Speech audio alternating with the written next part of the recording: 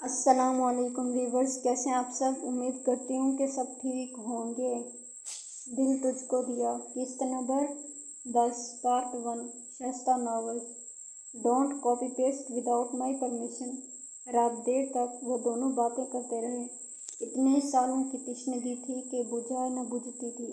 وہ جتنا حسن بلوچ کو دیکھتی، آنکھوں کی پیاس اتنی ہی بڑھتی جاتی۔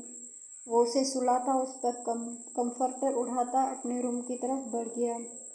وہ خود بھی بہت زیادہ تھک چکا تھا۔ لندن سے واپس آتے ہی وہ دشمن جاں کے پاس آیا تھا، اور اب دن میں گھر والوں سے ملنے کا ارادہ کرتے وہ سو گیا، اور پھر جلد ہی نیند کی دیوی اس پر مہربان ہو گئی۔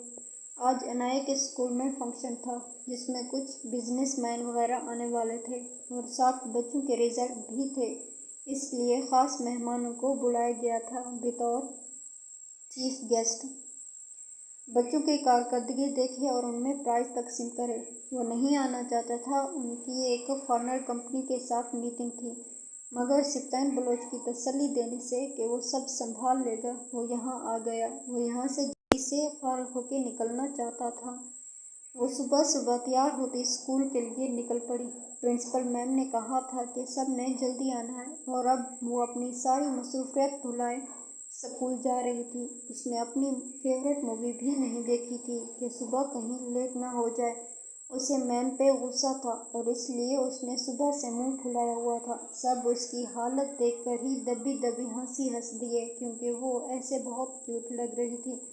وہ بلیک شلوار قمیض کے ساتھ بلیک ہی اسٹولر، جو حجاب کی صورت بندھا تھا، پہنے اسکول جانے کو تیار تھی۔ وہ سر جھٹکتی اپنی دوست کی طرف چلی گئی، جو دور کھڑی اسے اشارے سے اپنے پاس بلا رہی تھی۔ بسما نے اسے دیکھتے ہی تعریف کی، جو کالے لباس میں گوری رنگت لیے گرے آنکھوں سے کوئی چھوٹی سی گڑیا لگ رہی تھی۔ وہ خود بھی پنک کلر پہنے پیاری لگ رہی تھی، بال کھلے چھوڑ رکھے تھے۔ وہ عنایت کے برعکس زیادہ ماڈرن تھی۔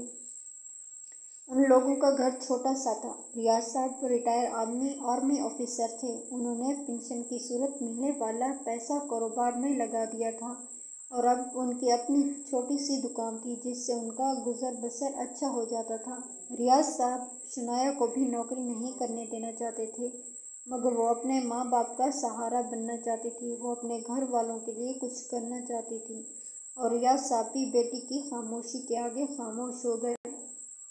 وہ اسکول پہنچی تو ہر طرف گہما گہمی تھی۔ لڑکیاں رنگ برنگے کپڑے پہنے تتلیوں کے مانند اڑ رہی تھیں۔ وہ ایسے سج سنور کے آئی ہوئی تھی کہ مانو شادی ہو۔ وہ سر جھٹکتی اپنی دوست کی طرف چلی گئی، جو دور کھڑی اسے اشارے سے اپنے پاس بلا رہی تھی۔ وہ دونوں ابھی باتیں کر ہی رہی تھیں کہ مہمانوں کے آنے کا شور مچا۔ کچھ تو آ چکے تھے اور کچھ آ گئے تھے۔ عنایت نے کفت سے آنکھیں گھمائیں۔ اسے ان سب میں کوئی دلچسپی نہ تھی۔ وہ تو آنا بھی نہیں چاہتی تھی۔ میم کے سختی سے بولنے پر وہ چلی آئی۔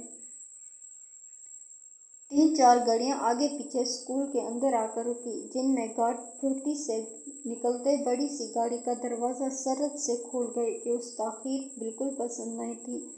اندر بیٹھا شخص ایک غرور سے باہر نکلا۔ سفید کاٹن کا گلف لگا سوٹ پہنے، گلے میں شال ڈالے، پاؤں میں پشافری چپل پہنے وہ خاصا ہینڈسم لگ رہا تھا۔ اس کے ویلکم کے لیے کئی ٹیچرز ہاتھوں میں بُکے لیے راستے میں کھڑی تھیں۔ وہ سب سے ملتا، ان سے بُکے لیتا اسٹیج کی طرف بڑھ گیا۔ اسکول کی انتظامیہ نے سائشہ سے ریکویسٹ کی تھی کہ وہ بطور چیف گیسٹ ان کے اسکول فنکشن میں آئے۔ جاری ہے معذرت، بہت چھوٹی ہے، ٹائم نہیں ملا، اور جتنا ملا اس میں بس اتنا ہی لکھ پائی۔ نہ دینے سے دینا بہتر لگا۔ شکریہ، خوش رہیں۔